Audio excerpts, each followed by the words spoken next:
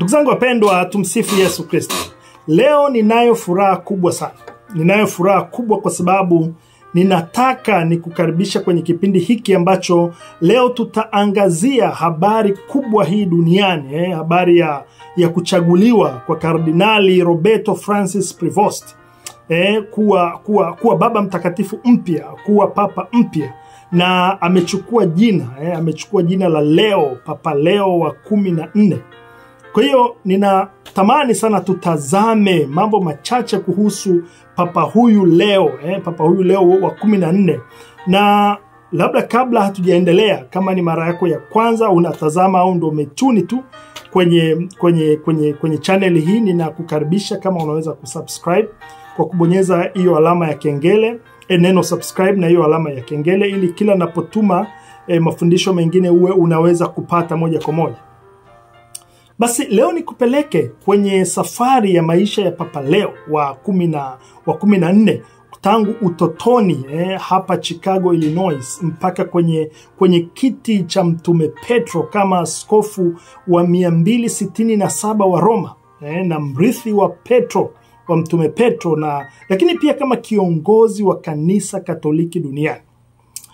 Unajua kwa nini ninaona huyu papa ni wa pekee? Kwa sababu leo nilikuwa nazungumza asubuhi na fraya mwenzangu hapa, alafu tukasema tunashangaa kwa sababu ni papa ambaye amekuwa askofu kwa miaka michache tu, miaka 10, alafu amekuwa kardinali labda kwa less than 2 years mpaka anachaguliwa kuwa papa. Tumezoea mapapa wengi wameshakuwa makardinali kwa muda mrefu, maaskofu kwa muda mrefu sana, labda wameongoza diocese kubwa sana. Alikuwa akiongoza diocese ndogo sana huko Peru, diocese ya kawaida kabisa. Kwa hiyo ninatamani tuangazie maisha yake siku ya leo, tuone upekee wa huyu Papa Leo. Labda tuangalie maisha yake ya awali. Papa Leo. Papa Leo huyu tunaambiwa kwamba alizaliwa na kupewa jina Robert Francis Prevost. Robert Francis Prevost mnamo Septemba 14 mwaka 1955 hapa Chicago, Illinois, hapa nchini Marekani, na ni mtoto wa baba Louis Maurus Prevost. Na huyu baba ana asili ya Kifaransa na ana asili ya Kiitaliano pia. Na mama yake mpendwa alikuwa ni Mildred Martinez, mwenye asili ya Kihispania. Na huyu papa ana ndugu zake wawili, ana kaka zake wawili, mmoja anaitwa Louis Martin na mwingine anaitwa John Joseph. Na tunaambiwa katika utoto wake huyu Robert alilelewa katika familia nzuri yenye misingi ya imani ya Kikatoliki, familia nzuri sana. Na alisoma katika seminari ndogo ya Waagustino. Najua jana nilikuwa naangalia interview ya kaka yake. Walimuinterview kaka yake, alafu kaka yake akasema wakati baba mtakatifu huyu mpya Leo wa 14 akiwa mdogo anatamani kuwa padre, mama mmoja alishawahi kumwambia kwamba wewe utakuja kuwa papa wa kwanza kutoka Amerika ya Kaskazini, akiwa mtoto mdogo kabisa. Na tunaona hilo limekuja kutokea. Kwa hiyo alianza kusoma seminari ndogo ya Waagustino hapa Chicago, na baadaye akaendelea kwenye chuo kikuu cha Villanova huko Pennsylvania, ambako mwaka 1977 alipata shahada ya hisabati. Papa kichwa huyu alipata shahada ya hisabati, ya mathematics, sambamba na masomo ya falsafa pia. Kwa hiyo ni kichwa cha mahesabu huyu, ni kichwa cha namba, tunasema hivyo. Tunamshukuru Mungu. Lakini tukiangazia wito wake wa utawa pia, tunaambiwa tarehe 1 Septemba mwaka 1977, mara tu baada ya kuhitimu masomo yake ya falsafa na mathematics kule chuo kikuu cha Villanova, alijiunga na novisiati ya shirika la Waagustino huko St. Louis hapa Chicago, na akaweka nadhiri zake za kwanza tarehe ya 2 ya mwezi wa 9 mwaka 1978, na baadaye nadhiri zake za maisha tarehe 29 mwezi wa 8 mwaka 1981. Na aliendelea na masomo yake ya teolojia katika chuo cha Catholic Theological Union, CTU, kiko hapa Chicago. Na mwaka 1982 akiwa tu mdogo na umri wa miaka 27 alitumwa Roma kwenda kusomea sheria za kanisa katika chuo kikuu cha kipapa cha Mtakatifu Thomas Aquinas Angelicum. Na huko tunaambiwa tarehe ya 19 mwezi Juni mwaka 1982 alipewa daraja takatifu ya upadre katika nyumba ya watawa ya Waagustino ya Mtakatifu Monica, na alipadrishwa na askofu mkuu Jean Jadot. Huyu ndiye askofu aliyempadrisha. Na tunaambiwa baada ya hapo mwaka 1984 alipata licentiate katika sheria za kanisa na mwaka unaofuata akiwa anaendelea kukamilisha na kuandika doctoral thesis yake ili aweze kupata PhD, alitumwa umisionari huko nchini Peru. Lakini kwa sababu ya utii hakusema kwamba hapana, ngoja kwanza nimalize masomo yangu. Hapana, alikwenda moja kwa moja. Kwa hiyo alikwenda Peru, akaendelea na utume wake huku akiendelea na research zake za kuandika thesis yake ya doctorate ya sheria za kanisa, katika sheria za kanisa. Na mwaka 1987 alikamilisha na kudefend hiyo doctoral thesis yake na kutunikiwa PhD katika sheria za kanisa. Na kwa hiyo hapo ni kifupi kuanzia alipozaliwa mpaka sasa amepadrishwa na masomo yake. Lakini hebu tuangazie pia utume wake ulikuwaje huko nchini Peru. Utume wake ulikuwaje huko nchini Peru? Kutoka mwaka 1985 mpaka mwaka 1999 alihudumu kama misionari huko nchini Peru, na alihudumu maeneo mbalimbali. Alikuwa kiongozi wa jumuiya ya watawa, alikuwa mlezi wa vijana wale wanaojiunga na shirika la Waagustino, lakini pia alikuwa mlezi wa wanovisi wale wanaojiandaa kufunga nadhiri za kwanza. Alifanya kazi kama mlezi huko Peru, lakini pia alifanya kazi kwenye ofisi za sheria za kanisa za jimbo kuu la Trujillo. Akafanya kazi huko kama jaji katika mahakama ya kanisa. Lakini pia akiwa huko alifanya kazi kama profesa wa sheria za kanisa. Akafundisha pia moral theology, maadili. Akafundisha pia patristic, maandishi ya mababa wa kanisa katika seminari kuu. Lakini pia wakati huo alipokuwa anafanya haya yote, hakuacha kazi ya uchungaji pembeni. Tunaambiwa kwamba bado aliendelea kufanya kazi ya uchungaji kwenye parokia mbalimbali. Kwa hiyo alijitoa sana kwenye utume, na wale wanaozungumza juu ya maisha yake wanasema kwamba alifanya kazi, alipenda sana kwenda kwenye parokia zile za pembezoni kabisa mwa mji, parokia zilizokuwa na masikini wengi, akiwahudumia kwa upendo mkubwa sana. Kwa hiyo unaona huu moyo wa huduma kwa masikini, kupenda watu ulikuwa ndani yake. Hakuwa ni mtu ambaye anabagua hata kidogo. Lakini nataka pia tuangalie pia uongozi wake ndani ya shirika la Waagustino. Maana ni mtu ambaye aliaminiwa tangu mwanzo kabisa na kupewa nafasi kubwa za uongozi. Mwaka 1999 alichaguliwa kuwa mkuu wa shirika la Waagustino wa jimbo hili la Chicago hapa, maana yake kwenye nchi ya Marekani.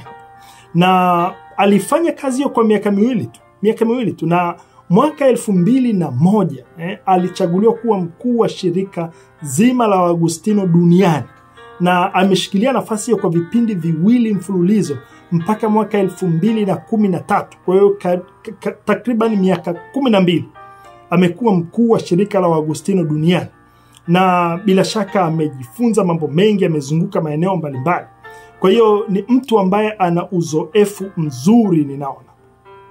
Lakini pia baada ya hapo ya kumaliza kazi yake hiyo kama mkuu wa shirika duniani, alirudi Peru, na mwaka 2014 Papa Francisco alimteua kuwa msimamizi wa kitume wa diocese ya Chiclayo huko nchini Peru, na alimpa pia hadhi ya askofu. Kwa hiyo alipewa daraja ya uaskofu tarehe 12 Disemba mwaka 2014.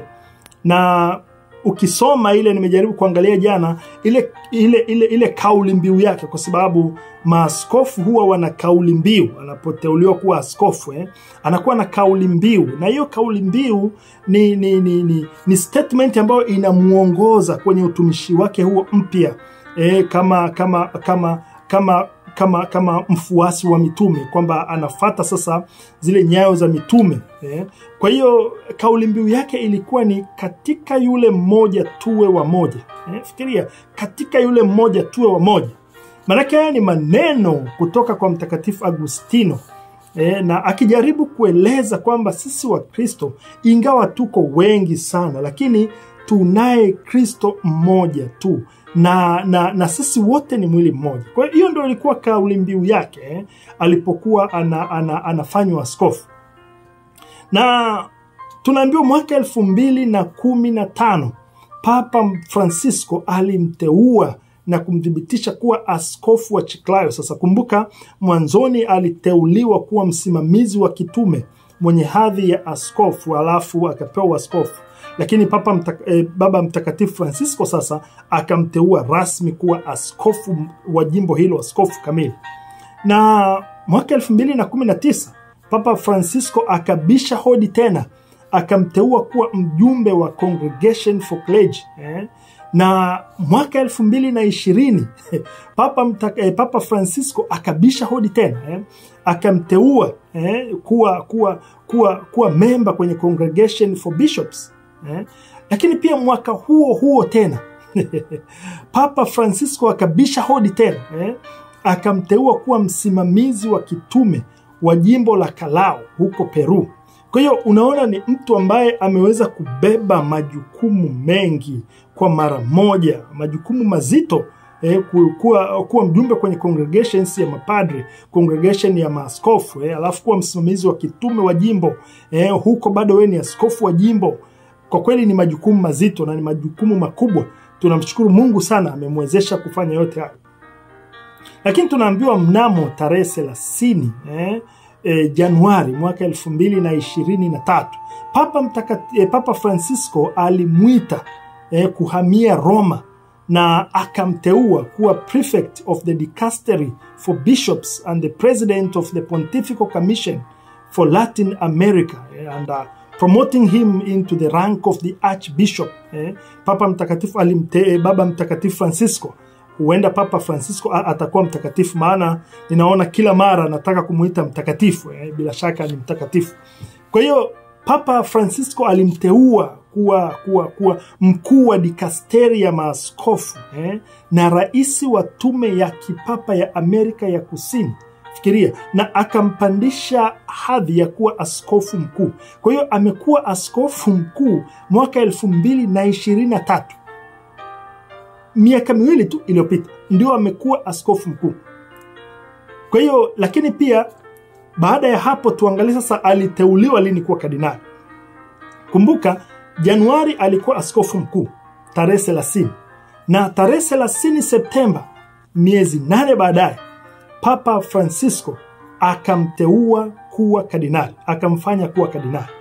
Kwa hiyo fikiria kwamba amekuwa askofu mkuu, ndani ya miezi michache tu amefanywa sasa kuwa kardinali, na ni mwaka huo wa 2023 Septemba tarehe 30. Kwa hiyo mbali na kufanya kazi hizo kama kwenye dikasteri ya maaskofu, amekuwa pia mjumbe wa dikasteri mbalimbali pia. Hapo Roma amekuwa mjumbe kwenye dikasteri ya uinjilishaji, mjumbe kwenye dikasteri ya imani, mjumbe kwenye dikasteri ya Eastern Churches, makanisa ya mashariki. Amekuwa mjumbe pia kwenye dikasteri ya maklero, lakini pia kwenye mashirika ya watawa, elimu na utamaduni, sheria. Kwa hiyo ni mtu ambaye amekuwa almost everywhere kwa muda mfupi sana. Na mnamo tarehe 6 Februari mwaka 2025 Papa Francisco alimpandisha to the order of bishops. Kwa hiyo na sasa tunaambiwa leo hiyo jana sasa tarehe 8 Mei mwaka 2025. Baada ya kifo cha Papa Francisco, makardinali walikaa kwenye conclave kuanzia tarehe 7 juzi, wamekaa na jana na hatimaye wamemchagua Kardinali Roberto kuwa papa, na tunamshukuru Mungu kwamba amekubali na amechagua jina la kuitwa Papa Leo. Amechagua jina Papa Leo wa 14. Na Papa Leo wa 14, kwa hiyo tunaona ameweka historia pia, kwa sababu ameweka historia mbili kubwa ambazo ni za msingi sana, ambazo sasa wengi tunaziona. Historia ya kwanza, amekuwa ni papa wa kwanza kutoka shirika la Waagustino. Amekuwa papa wa kwanza kutoka shirika la Waagustino, lakini pia amekuwa papa wa kwanza kutoka Amerika ya Kaskazini, maana yake kutoka USA, kutoka Marekani. Amekuwa papa wa kwanza. Kwa hiyo tunamshukuru Mungu sana kwa safari ya maisha ambayo amemjalia Papa Leo tangu kuzaliwa mpaka sasa. Anapokea nafasi hii kubwa kabisa kama vika wa Kristo, kama successor wa St. Peter. Kwa hiyo ni nafasi kubwa na ni ushuhuda wa ajabu kabisa jinsi Mungu anaweza kumuinua mtu mnyenyekevu, mnyonge, na kumnyanyua. Kwa hiyo ndugu zangu, ninaomba tuendelee kumuombea Papa Leo wa 14 anapoanza majukumu yake. Tumuombee heri, tumuombee baraka, tumuombee neema kwenye uongozi wake huu mpya sasa, akiwa kama mchungaji pia wa ulimwengu mzima. Kwa hiyo tuendelee kumuombea na tunaamini kwamba ataanza vizuri na atafanya kazi nzuri. Tukumbuke pia ni kazi kubwa sana. Unajua, kanisa Katoliki ndio institution ya kwanza duniani ambayo ina watu wengi, ina taasisi nyingi. Kwa hiyo yeye kuwa Baba Mtakatifu, kuwa kiongozi wa kanisa Katoliki duniani, sio kazi ndogo, na ndio maana tunahitaji kumuombea kila siku. Embu weka kama nia kumwombea Baba Mtakatifu, wala hata Salamu Maria moja tu kila siku, kwa nia zake, kumuombea afya njema, kumuombea utume mwema, kumuombea busara, kumuombea hekima, kumuombea aweze kuamua vizuri kwa haki. Mambo mengi tunahitaji kumuombea sana. Tunaamini kwamba Mungu atamwezesha katika yote. Asante kwa kutazama. Tafadhali subscribe kama hujawahi kusubscribe, like kama hujawahi kulike, lakini pia share ujumbe huu. Ninatamani watu wamjue Papa Leo wa 14 ametokea wapi, na tufahamu safari yake hii ya maisha. Kwa hiyo share video hii kwa watu wengi sana, na tuendelee kumuombea Papa Leo wa 14 ili Roho Mtakatifu aendelee kumuongoza katika kila hatua ya uongozi na huduma yake. Nitakuletea fundisho labda siku moja baadaye au mbili. Kwa nini Papa anachagua jina lingine? Kwa nini asiendelee kuitwa Papa Robert Francis Prevost? Kwa nini anachagua jina Papa Leo wa 14? Kwa mfano Pope Francis alichagua jina Francis. Kwa nini asiitwe jina lake Jorge Mario Bergoglio? Kwa nini asiitwe hivyo? Kwa hiyo nitakuletea toku hiyo kwa nini. Tuendelee kufuatana. Mungu Mwenyezi awabariki na kuwatunza.